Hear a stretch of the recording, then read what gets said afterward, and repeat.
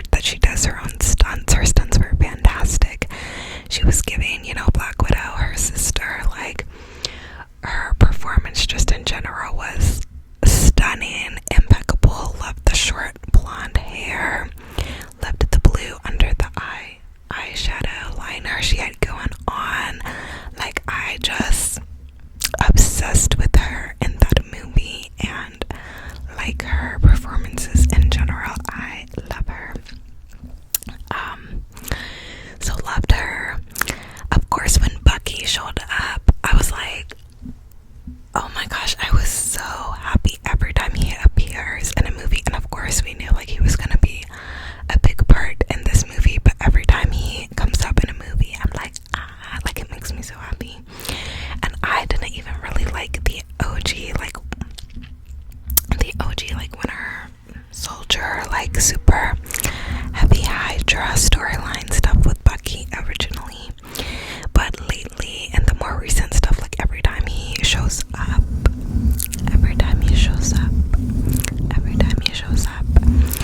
it makes me so happy, so happy, so happy, so happy. So yeah, when he showed up, like I was so happy. I got chills so many times in that movie with Bob. That entire storyline was so good. I literally got teary-eyed at the end of his arc in that movie. Like, I literally got teary-eyed, and that doesn't happen a lot, but I literally did. Oh my gosh, the storyline there, I just felt like it was so moving and so well done, and I didn't feel super like corny. Like, it felt genuine, it felt real, it felt, like it just evoked a lot of emotions about like mental health and existentialism and depression and just like all types of stuff like that. Like, I just think it was done so well, and yeah, it actually made me teary-eyed. A new character, sometimes when they're introduced, it's like, who is this guy or whatever, but no, Bob, oh my gosh, so well done. And then his arc, I won't get into and whatnot, since that's more of like the actual plot, and not everyone has seen it yet, I'm sure, but go see it if you haven't. But yeah, phenomenal. We're so back. I started getting Marvel edits back in my feed after I saw Captain America Brave New World. I was seeing my Sam and Bucky edits again, which I love because I love Sam and Bucky together, their bromance, and specifically the actors' bromance. And I hope that now I get the Thunderbolts edits in my feed too. Maybe I just need to talk about it and have my phone listen. But yeah, I want Thunderbolts edits in my feed. I've been getting tons of Arcane edits in my feed recently, like Victor and Chase edits specifically. So yeah, but yeah, so I just saw that this evening. That was fantastic. I saw Star Wars Revenge of the Sith back in theaters for its re-release. That was really good as well, like seeing the lightsaber duels and everything on the big screen again, because I did see that movie in theaters when I was 5. Seeing it again was just great. I love Anakin. I love Padme. I love that movie. It's a key movie for me and my development. So yeah, that was really great. I also saw Pride and Prejudice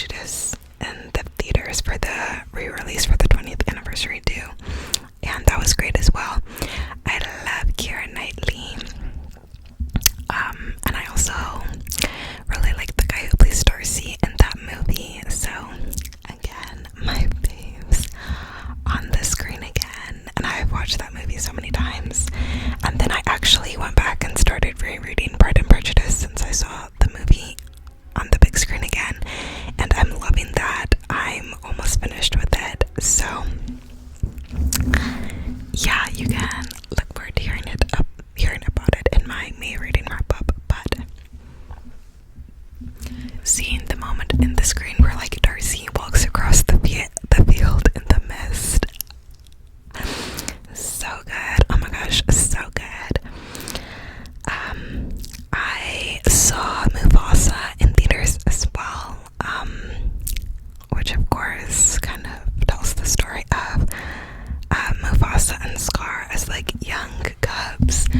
And I just started rewatching The Lion King, and I watched like half of it yesterday and then turned it off to go to the bookstore, and so I'm planning on watching the other half of it like tonight or this upcoming week, because I really had to be like, oh my gosh, I need to go back and see now, because watching Mufasa, like, it definitely makes you really sympathize with Scar and like feel bad for him. And normally I don't like that a lot of times in movies, because I'm like, why are we like rewriting the story, like da da da. But in this one, I don't know, like it was really hitting. The movie like really made you feel sympathetic for Scar. But in the original, like I cried when I saw the original as a kid. Like it had me so distraught, because I was like, oh my gosh, like how could a brother do that, and da da da. Now watching Mufasa, I'm like, oh, so I felt like I had to go back. So I did just watch half of The Lion King, and yeah, I don't know, I have to finish watching it and then I'll report back with my thoughts. But yeah, I did think Mufasa was pretty good. You know, live action CGI with animals and whatever is like whatever, but I felt like it was pretty good, and the soundtrack was actually good. Like the song was catchy, which a lot of the new Disney movies I feel like don't have the real catchy songs like we remember from our childhood. Though maybe they do to the younger generations and we're just stuck on the ones from our generation, who knows. But that movie Mufasa actually did have those good catchy songs, like that I always wanted a brother, like that was actually really good. But yeah, when I saw Mufasa, it was kind of perfect timing too, because I was reading A Lion King Reimagining dark romance at the time, so I was like extra feeling sympathetic for Scar for once, so it was just good timing. I also watched the new Snow White live action. I didn't realize there was like controversies going on about it before I saw it, but so yeah, so I didn't know that ahead of time, but I did see it with my friend, and I do like Rachel Zegler, so go her. I didn't know about the stuff with the other lady, but yeah, I didn't think the movie was great. Honestly, it was kind of bad, to be honest. I don't think it was as bad as like the reviews. Like it was getting like a 2 out of 10 on like Rotten Tomatoes or whatever. I don't think it was that bad, but it was kind of bad in my opinion.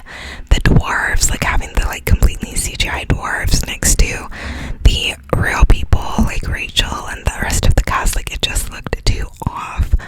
Like it needed to be like all CGI or all people, and I feel like they could have cast like actual people for the dwarves. Like I don't know, I didn't get the 100% CGI dwarves. And then the storyline I felt like was just dumb. Like if you're doing a reimagining, then like reimagine something into a fun way. Like I don't know, like I was like, okay, you're gonna change the story, make it more provocative or whatever. But the only thing that they changed, I felt like, was that the guy was like a rebel instead of a prince. I didn't feel like that couple had any chemistry together at all whatsoever either, so that was whatever. And then I just felt like the ending was so dumb. Like I wanted a fight scene, a fight sequence or something, you know. Because I feel like if you're doing a reimagining, like, and changing some stuff, like add some pizzazz, you know. But yeah, I just thought the ending was like dumb, and I was just like, okay, whatever. But yeah, like I said, I don't think it was as bad as like people online saying 2 out of 10, but I don't think it was good either. But yeah, I did see that, and then because I saw that, I was like, okay, let me go back and rewatch the original. So I did just rewatch Snow White and the Seven Dwarfs. I was like watching it casually, like while doing other things, so I wasn't paying like the most attention. But like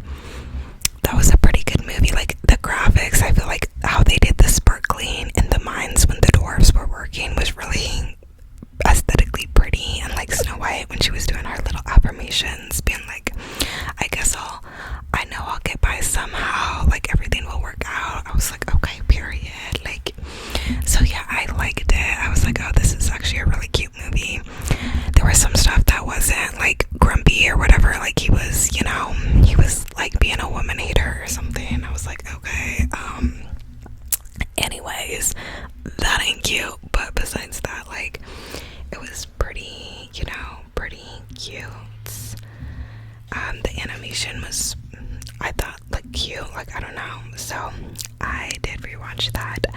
I also rewatched Wizard of Oz since I read that dark romance, Wizard of Oz reimagining, a couple months ago too. So I was like, okay, let me refresh that story in my mind too, since it's been so long. And that was another like cute story. Of course, it's like way different than Wicked, and Elphaba is not, you know, one of the good guys in that one.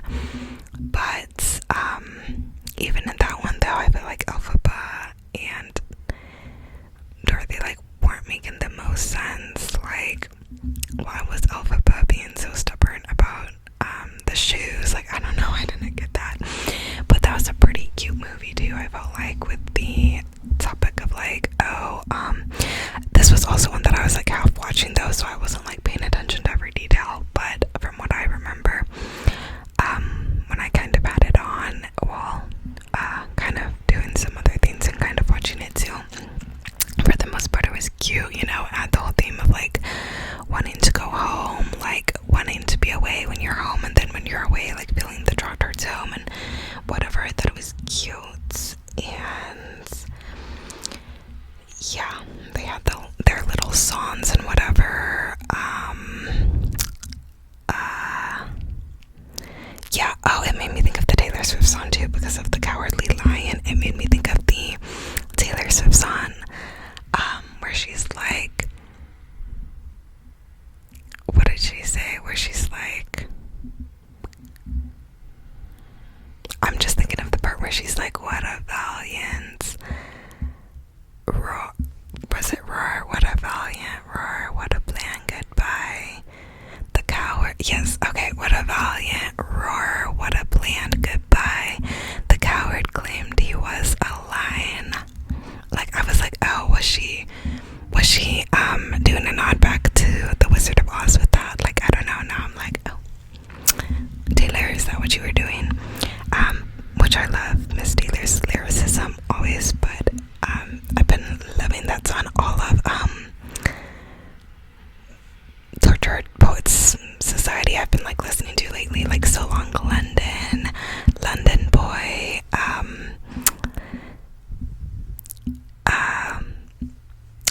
Love of My Life, or LOML, which I know she switched it in that song. But like all those like sad, emo, poetic songs I've been like super listening to. But yeah, like I keep thinking about that now that I've seen the movie. I'm like, the coward claimed he was a lion. Okay, but yeah, I rewatched that. I also watched Wuthering Heights, the 1998 version, because that's the only version I could find that was like free or whatever on whichever streaming service I had, since they're always all moving around all the time, you know. But since I read Wuthering Heights last month, I was like, okay, let me watch the movie for that. And I felt like the movie did kind of like tie it all in together, kind of made you feel like more emotion towards it, and kind of, you know, just illustrated things nicely after reading it, kind of just brought it together. I don't think any of the classics does it the way that like Jane Austen's does, but still interesting, provocative movie. The casting was all wrong for Heathcliff though. Like, they picked some random dude that didn't fit the description at all, when Heathcliff's ethnic identity is like actually important in the book, so them changing that was annoying. But yeah, I also rewatched Sense and Sensibility, the 2008 version, and I really like that version. I like two of the versions for different reasons. I like the other older version where she's like, he really did love you, Marianne, and she's like, yeah, but not enough. I love that scene in that movie. But then in the 2008 version, which is the version I watched this time, I really like how it has the scene where Willoughby goes to visit Marianne when she's sick, and he tries to like plead his case to her sister. I love that that scene is in the 2008 version, so I loved seeing that again. Oh my gosh, so good. And I want to buy that book and reread it as well, because I did read all of Jane Austen's stuff back in the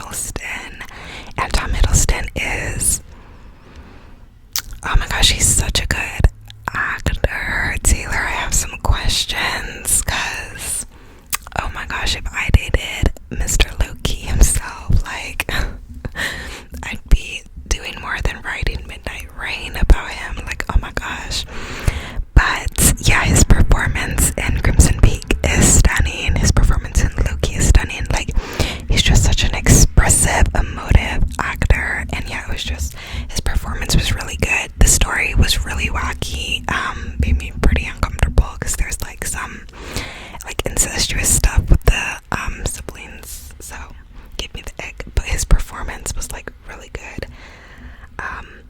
And then the last one that I was watching was Reign season 1, which again is another period show, like time period film show, and it follows Mary, Queen of Scots, and her journey in the show. She's dealing with a love triangle between the two brothers, and there's like her lady's maids get involved with her mans, both of them, and like it's a whole thing, lots of drama. There's like a supernatural aspect with the heretics and the Mad King, and lots of drama. And yeah, it was interesting. So I was kind of just watching it like mindlessly after work, so I got all the way through the first season, but then I was like, okay, I kind of want something different, so I've been rewatching all these like classic movies, you know. But let me know what shows I should watch in the comments down below. People IRL in real life have been giving me show recs though, and I just haven't been watching them. I don't know, like everyone's telling me I should watch White Lotus. I still haven't started that. Everyone's seen Severance. I still haven't started that, and I think I would really like that. So there's a couple I already need to get on, but yes, any recs, give them to me down below, because maybe I'll get out of this mood of just watching movies and want to start watching series again. I was also thinking of watching the originals, because I never watched that all the way through, but I always watched the Vampire Diaries till like season 7, and then I always stopped at that point, because at that point it's like, okay, we've seen just like so much. Like once the like heretics and all them come in, I'm always like, okay, whatever, and ditch the show. But so one of these days I should watch those last couple seasons probably, but I don't know if it's worth it, to be honest. But I was thinking about watching the originals, because I've only seen a few episodes of that, and that would build on that world more and have like Claws and all those siblings, which I think all those characters are fascinating. So I was considering watching that if I have it on any of my streaming apps. I don't know. I was also thinking of watching The Idol, because I only watched like the first episode of that before, and I meant to watch it. I also never watched season 2 of Euphoria all the way through, so I was thinking about watching that too. But I don't know. I don't think I'm in the mood for that. And what else was I thinking of watching? I was thinking of finishing out The Sopranos, because I only have one season left, but those seasons are long, and I'm so over Tony. I just don't want to, but I feel like I should. I don't know. I feel like it wouldn't be the same just looking it up online, but who knows. And yeah, I saw season 2 of Ander is coming out weekly now, and I'm so excited for that, because I loved season 1. So I'm undecided on when I'll start